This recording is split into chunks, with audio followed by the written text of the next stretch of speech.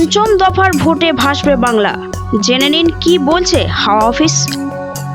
আপাতত রাজ্যের 7টি জেলায় জারি তাপপ্রবাহের সতর্কতা। ফের ফিরেছে অসহ্য গরম। আবহাওয়া দপ্তরের পূর্বাভাস অনুযায়ী শনি ও রবিবার রাজ্যের মোট 7 জেলায় তাপপ্রবাহের সতর্কতা জারি হয়েছে।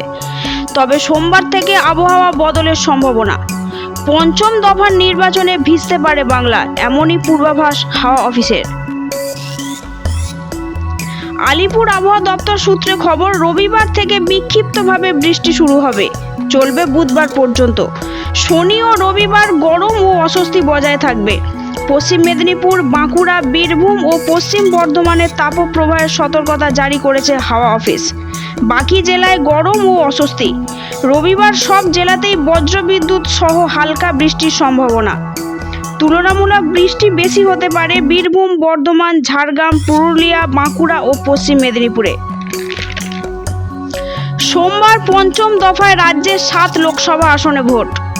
ওই দিনেও কলকাতা সহ দক্ষিণবঙ্গের প্রায় সব জেলাতেই বজ্রবিদ্যুৎ সহ হালকা থেকে মাঝারি বৃষ্টির সম্ভাবনা।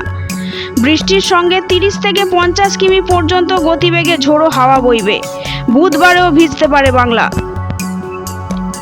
উত্তর পূর্ব পার্বত্য এলাকাতেও বাড়বে গরম। শনিবার মালদহ, উত্তর ও দক্ষিণ দিনাজপুরে তাপপ্রবাহের সতর্কতা জারি হয়েছে। রবিবারও উত্তর ও দক্ষিণ দিনাজপুরে তাপপ্রবাহের সতর্কতা।